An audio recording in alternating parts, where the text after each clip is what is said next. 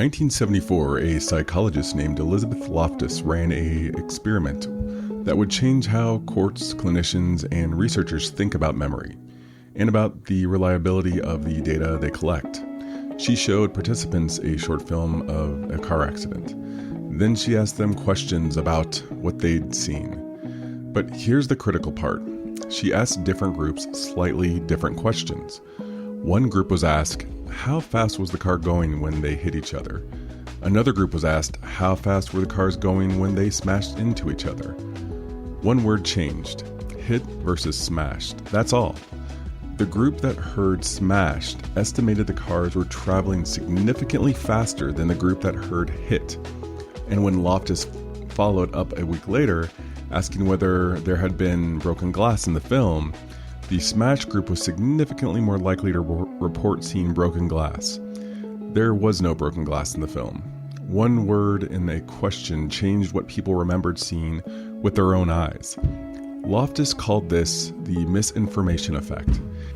And what it demonstrated with elegant, uncomfortable clarity was the way you asked a question changes the answer you get. That measurement itself is not neutral. That every research design decision, how you word a question, who you include in your sample, what you choose to measure, shapes the data that comes out. This is why research methodology matters, not as abstract academic content, as the framework that allows you to look at a study, any study, including the ones that will influence your clinical practice, and ask the right question about what it actually proves. Today, we're going to build that framework, and we're going to make it as concrete as and exam ready as possible.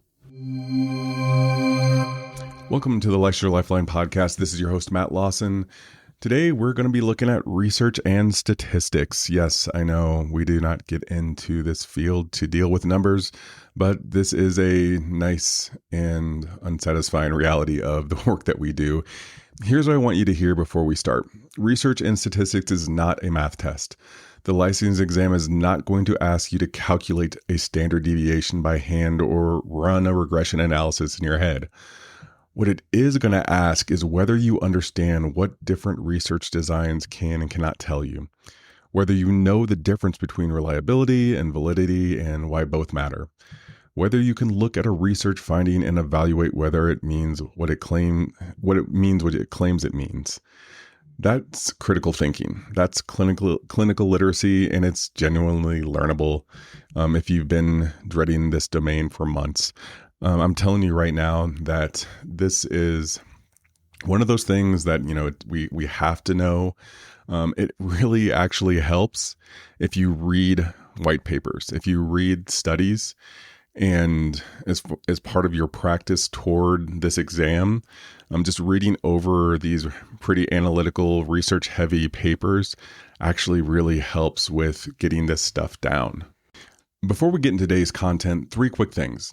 If you found this podcast through a search or a share, and this is your first episode, welcome to the show. Go to licensurelifeline.com and download the free study roadmap PDF before doing anything else. It's great. It goes over all the different domains and how to kind of prep for them. It makes a really good companion for these shows. But it's a free instant download. You just put in your email address. This will also get you the free newsletter, which is the second thing I want to mention today. This comes out every week alongside each episode. It's a deep dive into the things we talk about here, along with some other things that go along with the things that we talk about here. Provide some clinical examples, case vignettes. So if you're not yet on this list, please take a look again at licensurelifeline.com. That's where you can get access to both the roadmap and the newsletter. Lastly, and I want to say this specifically, if you're like 3 to 6 months out from your exam, take a look at Licensure Lifeline Circle Group. This is a place where, I put up more information, again, more deep divey type stuff. Also, you get community support there. It's really exciting to see the people that have joined already. Thank you so much. If you have joined the group, you get a 2-week free trial. When you sign up, you don't have to put a credit card in, anything to do the 2 weeks. Then you can decide if this is something that is going to benefit you at the end of those 2 weeks. But within that group, I have quizzes, I have different study guides. I even do a weekly study hall where I'll go over the topic for the week and then just give people a place to kind of do some Q&A stuff around the different topics, or just get some support around the work that you're doing. So, this week's the study halls are 12 o'clock Mountain Time every Friday. Basically, I take my lunch break and do these study halls for people. They're really great. I'm really enjoying them right now. But it's really fun evolving this podcast into something that is really, I'm hoping, going to just support people to become clinicians. I'm growing this stuff and putting more things in every day. I'm constantly working on things, and I appreciate everybody that listens to the podcast and everybody that's joined the different groups and the newsletter. Thank you so much, and I look forward to seeing more people there. Okay, let's get into the news. First story. We're going to talk a little bit about how research gets done and why methodology matters.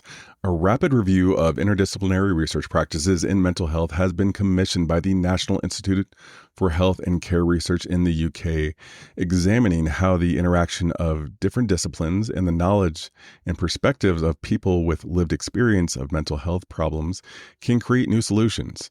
The collaboration of medical and social sciences with the arts is one significant area, particularly when engaging people with experience of trauma in research. Why this matters to you. The story is about research design in real time. The question of who gets included in mental health research and in what role is a serious debate. When people with lived experience are included as researchers rather than just subjects, the research questions change, the measurements instruments change, and the validity of the findings often improve. That's the practical application of everything we're covering today. For the longest time, a lot of the research was done on pretty specific groups. It tended to be done you look back in 60s, 70s, it tended to be done on white men, oftentimes white men that were in college age men, because they were kind of captured individuals on these college campuses. And, for many researchers, that's just kind of what they did. So, as I kind of said in the beginning, it matters. Lived experiences for everybody can be very different and change the results very much so, depending on who is in those studies and who's running those studies. So this is really neat that this is speaking to kind of that and putting more diversity within these studies to just speak to a broader range of individuals, oftentimes individuals that could really benefit from mental health care. Second story.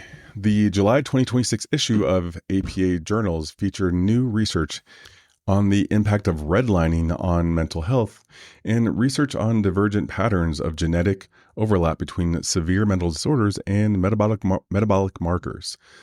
The redlining study is a perfect example of what correlation research can and cannot establish. It can show us that neighborhoods historically subject to redlining have higher rates of certain mental health conditions. It cannot, by design, establish that redlining caused those outcomes, because you cannot randomly assign people to neighborhoods. Understanding this distinction between correlation and causation, between what a study found and what it proves, is one of the most important research literacy skills you can develop, and it is directly testable on your licensing exam. If you don't know what redlining is, really important that you take a look. Basically, this was a push kind of back in the day where certain neighborhoods, specifically neighborhoods with Black and brown individuals in them, were basically cut off from services, things like transportation, trains, things like that. And these areas, in some cases, were actually deemed like kind of disaster zones. And, it did. You can imagine the impact that it might have had on a population, not just then, but for generations to come, because you still see the impact of redlining in a lot of neighborhoods throughout the country. So very interesting topic to take a look at. You can start to see, again, where these different things kind of impact mental health in those areas. All right, let's get into research design. The first concept within these topics that we're going to talk about today. Research design is the architect of a study. The decisions a researcher makes about how to collect data and determine what the data can actually tell us. Three major categories worth knowing for your exam: experimental research, the gold standard. The research manipulates an independent variable and measures its effect on a dependent variable. Participants are randomly assigned to conditions. Because of random assignment, the researcher can establish cause and effect.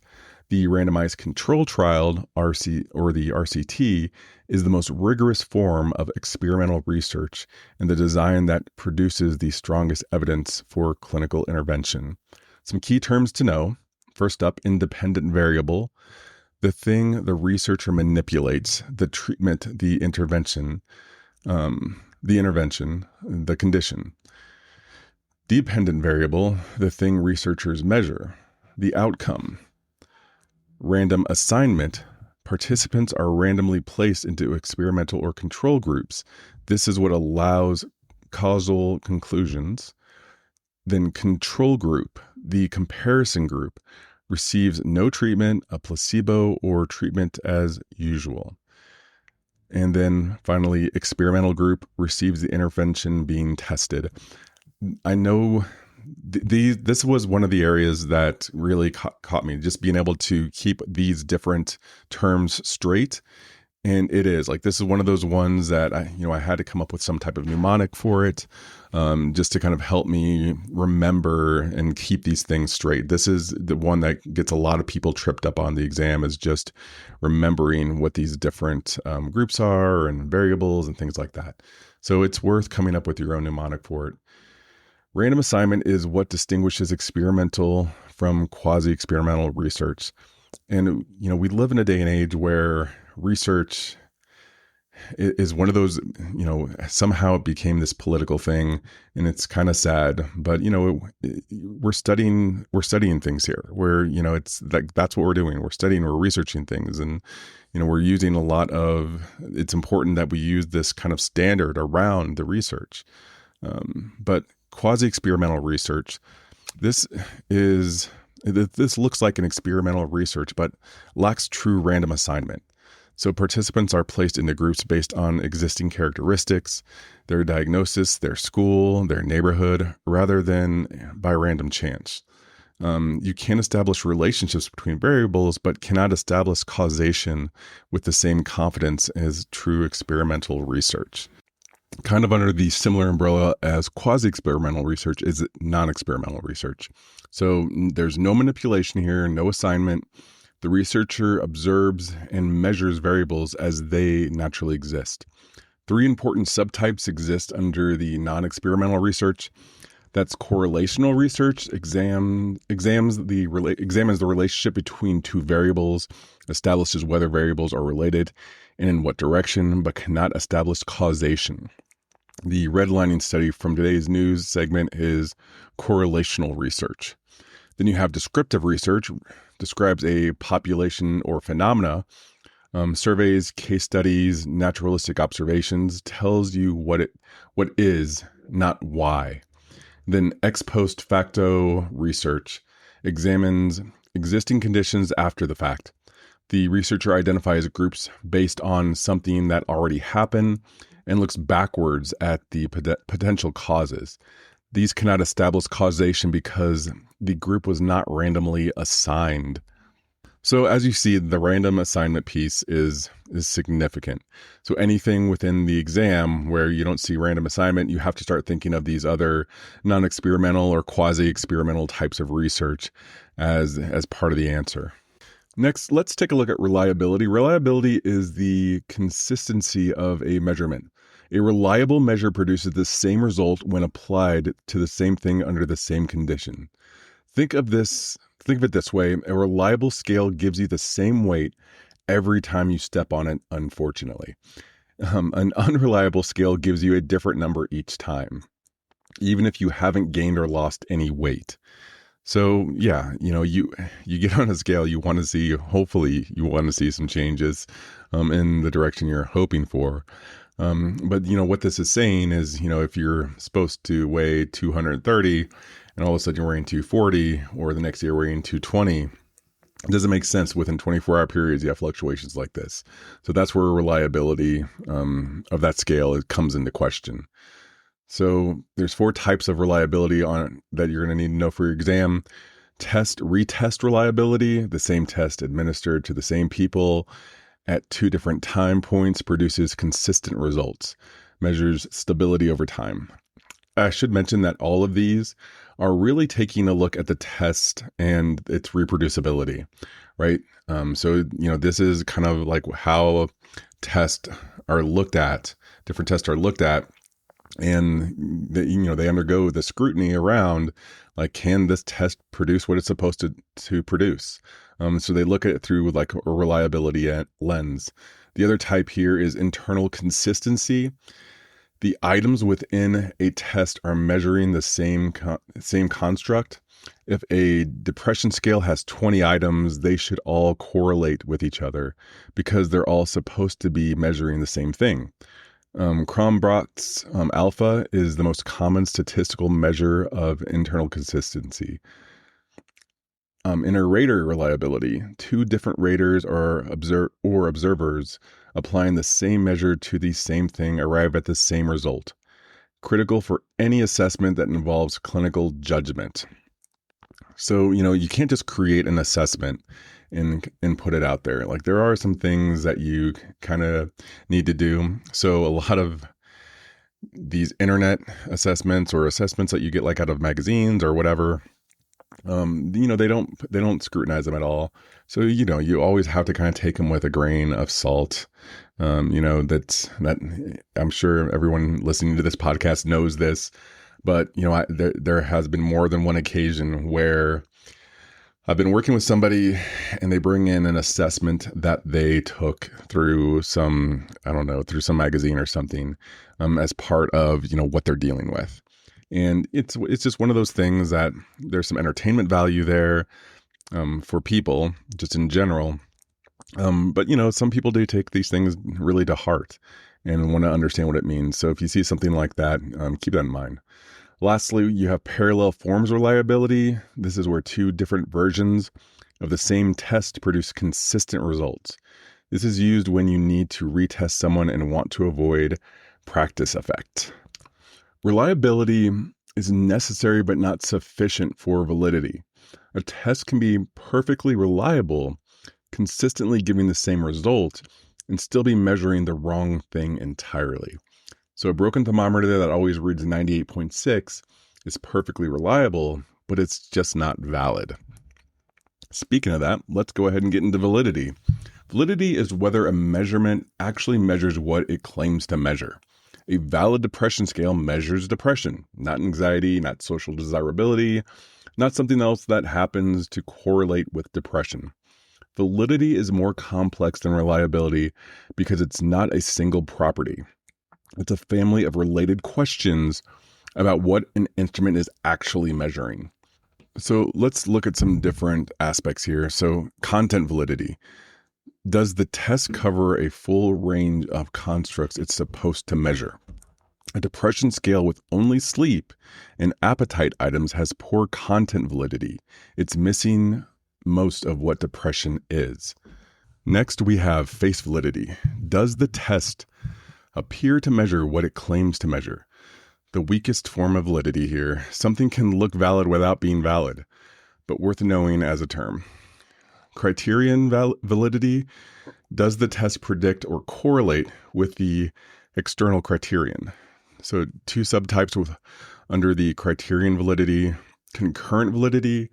The test correlates with another measure of the same construct administered at the same time. Does this new depression scale score correlate with clinically rated depression severity right now? You also have predictive validity. The test predicts a future outcome. Does this depression scale score at intake predict treatment responses 6 months later? Finally, construct validity, the broadest and most important type. Does the test measure the theoretical constructs it's supposed to measure? This requires evidence across multiple studies and methods, not just one correlation.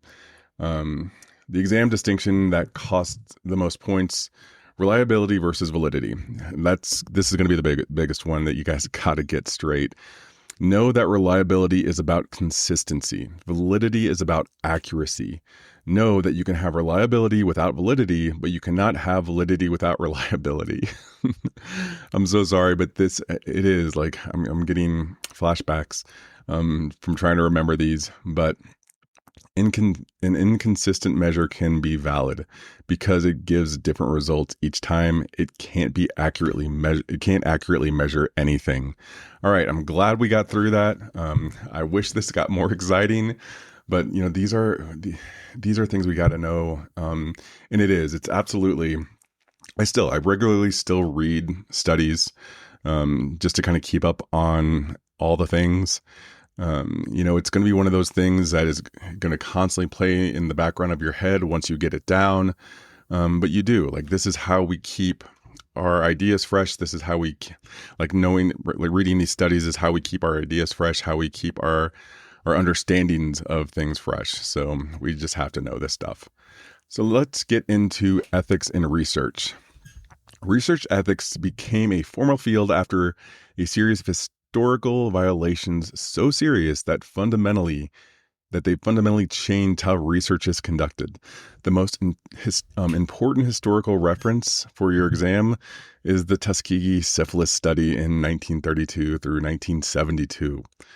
The U.S. Public Health Service studied the natural progression of untreated syphilis in around 400 Black men in Alabama without their informed consent, without treating them even after penicillin became available in 1947.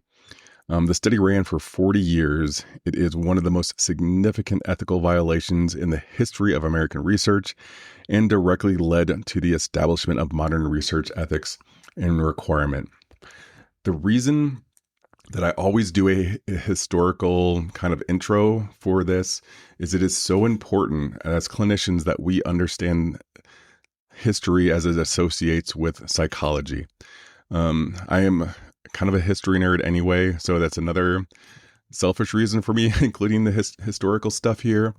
But the reason something like the Tuskegee syphilis study is still relevant today, if you look back at what happened during COVID and the high rates of people in Black communities, Black and brown folks, that just refused to take the vaccines, this is one of the reasons why. This is where a lot of distrust was sown in those communities. I mean, we're talking 1932 to 1972. I mean, I was born in 1974. It wasn't a crazy long time ago. This is stuff that's pretty recent. And, there's still a lot of people. There are people that I work with, clinicians that I work with that live through these moments. And this is, it shaped how they thought about being able to trust the government. But from the syphilis studies came the Belmont Report, 1979. It was published in response to the Tuskegee studies and other violations up to this point. The Belmont Report established 3 foundational principles of ethical research that are directly testable on the license exam. Respect for peers. Individuals are autonomous agents capable of making their own decisions. Research participants must give informed consent. Those with diminished autonomy require special protection. Beneficence. Researchers have an obligation to maximize benefits and minimize harm. Do no harm. And then maximize possible benefits. Then justice. The benefits and burdens of research should be distributed fairly. The people who bear the risk of the research should also be among those who benefit from it, not populations that are simply convenient to study. But now we have things like the Institutional Review Board, IRB, this committee that reviews research proposals to ensure that they meet ethical standards before the study even begins. Knowledge of the IRB requirement is testable. Also, informed consent. Participants must be given sufficient information about the study to make voluntary informed decisions about participation. Key elements, the nature of the study, the risk and the benefits, the right to withdraw at any time without penalty, and how confidentiality will be protected. But again, you don't have to go too far back in the history of psychology to just see how wild these studies were, how just kind of wild, wild west. A lot of these studies that were conducted before these things were put in place to protect the people that were in the studies. There were a lot of things that were done that were just completely unethical to people. And, these different things that we have in place now are really meant to protect. All right, let's get into some questions. A researcher wants to test whether a new CBT protocol reduces anxiety symptoms more effectively than standard treatment. She randomly assigns 60 participants to either the new CBT protocol or standard treatment as usual and measures anxiety symptoms before and after the 8-week intervention. Which of the following most accurately describes this research design, and what conclusions can it support? Is it A, correlational research? This can establish a relationship between treatment type and anxiety reduction. B, quasi-experimental research. This can suggest but not confirm a causal relationship. C, experimental research. Random assignment allows the researcher to draw causal conclusions about the effects of the CBT protocol on anxiety symptoms. Or D, descriptive research. This describes anxiety symptoms and how they change across 2 different groups. The answer to this is going to be C. The defining feature of experimental research is random assignment. Because participants were randomly assigned to conditions, systemic differences between the groups are controlled for, meaning any differences in outcomes can be attributed to the intervention rather than the pre-existing group differences. Memory strategy for this one: random assignment equals experimental equals causation possible. No random assignment equals quasi-experimental or non-experimental equals correlation only. The word randomly in a research description is an exam signal for experimental design. Question number 2. A school counselor administers the same anxiety screening measure to the same group of students 3 weeks apart. The scores are highly consistent across the 2 administrations. Students who score high the first time score high the second time, and students who score low the first time score low the second time. This finding most directly supports which psychometric property of the measure? Is it A, content validity? The measure covers the full range of anxiety symptoms. B, construct validity. The measure assesses the theoretical construct of anxiety. C, test-retest reliability. The measure produces consistent results across time. Or D, concurrent validity. The measure correlates with another anxiety measure administered at the same time. The answer to this one is going to be C, test-retest reliability. Test-retest reliability specifically refers to the consistency of a measure across 2 administrations at different time points. The scenario describes exactly this: the same measure, the same group, 3 weeks apart, consistent results. Content validity would require evaluating the breadth of the content covered. Construct validity would require evidence across multiple studies. Concurrent validity would require comparison to another measure at the same time. Memory strategy for this one: test-retest equals same measure, same people, different times, consistent results. The re in retest is your signal. It is being administered again. Stability over time equals a retest reliability. Question number 3. A researcher develops a new measure of therapeutic alliance.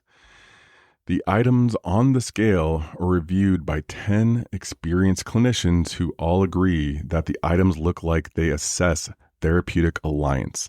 However, subsequent research reveals that scores on the new measure do not correlate with treatment outcomes, client retention, or any other measure theoretically related to therapeutic alliance. Which of the following most accurately describes the psychometric status of this measure? Is it A, the measure has a strong construct validity? Expert agreement confirms it measures therapeutic alliance. B, the measure has face validity but poor construct validity. It appears to measure therapeutic alliance but does not behave as a valid measure of construct as a construct should. C, measure has strong content validity. The items cover the relevant domain as confirmed by expert review. Or D, the measure has strong concurrent validity. The expert clinician validated the items against their clinical experience. The answer to this one is going to be B, face validity. The degree to which a measure appears to assess what it claims is the weakest form of validity. Expert agreement that items look right establish face validity only. Construct validity requires the measure to behave as theory predicts, correlating with related constructs, predicting relevant outcomes, and discriminating from unrelated constructs. A measure that experts agree look valid but doesn't correlate with anything theoretically related as face validity without construct validity. This is precisely why face validity is considered insufficient on its own. Memory strategy for this one. Face validity equals looks valid. Face validity equals looks valid. Construct validity equals behaves validly. You can have face validity without construct validity. Man, this stuff is really hard to say over and over again. Question number 4. In 1932, the Tuskegee syphilis study, research studied the natural progression of untreated syphilis in black men in Alabama without their informed consent and continued the study for 40 years without treating participants even after an effective treatment became available. The ethical framework developed in response to violations like Tuskegee identified 3 core principles of ethical research. Which of the following correctly names all 3 principles from the Belmont Report? A, autonomy, non-malfeasance, fidelity. B, respect for person, beneficence, justice. C, informed consent, confidentiality, voluntariness. Or D, beneficence, non-malfeasance, or autonomy. The answer is going to be B, respect for persons, beneficence, and justice. The Belmont Report 1979 established 3 foundational principles.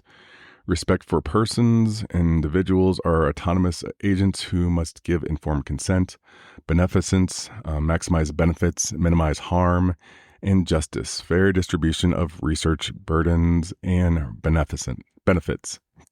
Option A and D contain principles from the bioethics more broadly, but not the specific Belmont framework. Option C lists elements of informed consent, which is a mechanism of respect for a person, not a separate principle. Memory strategy here is going to be Belmont equals RBJ, respect for persons, beneficence, and justice. RBJ for the Belmont. All right, last question. A researcher conducts a study examining whether childhood trauma history is associated with adult depression. She recruits 2 groups, adults with depression and adults without depression, and asks them about childhood trauma experiences. She finds that the group with depression reports significantly higher rates of childhood trauma. Which of the following most accurately describes what this study can and cannot conclude? Is it A, the study establishes that childhood trauma causes adult depression? The groups were clearly different on the outcome variables. B, the study establishes a correlational relationship between childhood trauma history and adult depression, but cannot be established causation. There was no random assignment, and the design was retrospective. C, the study establishes predictive validity. childhood drama predicts adult depression, or D, the study is not valid because it relied on self-report data about childhood experiences. The answer is going to be B. So this is going to be ex post facto research. The researcher identifies groups based on an existing condition, depression versus no depression, and looked backwards at potential causes, childhood trauma, because participants were not randomly assigned and because the trauma history preceded the study retrospectively, the design cannot establish causation. All right, memory strategy for this one: no random assignment plus looking backwards equals cannot establish causation. I'll say that again. No random assignment plus looking backwards cannot establish causation.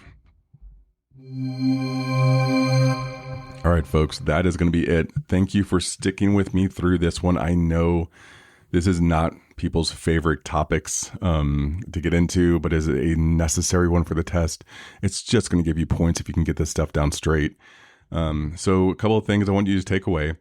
Number one, the design determines what you can conclude. Experimental with random assignment means causation is possible. Everything else means correlation only. That distinction is the foundation of research literacy and will appear on the exam. Number two, reliability and validity are not related, but distinct. Reliability is consistency. Validity is accuracy. You can have reliability without validity. You cannot have validity without reliability. Remember, the broken thermometer that always reads 98.6 is reliable, but not valid. Lastly, the Belmont Report's 3 principles, respect for persons, beneficence, justice, are the ethical foundations of research. Just know them. Know that the Tuskegee experiment is the historical violation that prompted this, that the combination appears on the licensing exam regularly. Before we close the episode for today, I want to make sure you're leaving with more than you came in and what we covered today. Don't forget about the roadmap. Again, you can go to LeicesterLifeline.com, download that there. This is a free PDF, that just gives kind of a roadmap and covers the main topics of like the NCE, and just gives you an idea of how to space things out with your studying. You'll also be able to get signed up for the newsletter there as well. This is a free newsletter that comes out weekly, delivered to your inbox. It just goes deeper, highlights everything we talked about in the podcast, but then goes deeper, just with more information for you when you're studying. And then don't forget about the Leicester Lifeline Circle Group. I want you to take a look at this. This is a community that we are building that I'm hoping is going to just provide just an extra level of support for individuals, to give them a place to come, to study, to get support, to ask questions, to take quizzes, things like that. Give it a look. Again, you can find that through the LeicesterLifeline.com website. Until next time, everybody, thank you for being here. Thank you for being on this journey, and never stop learning.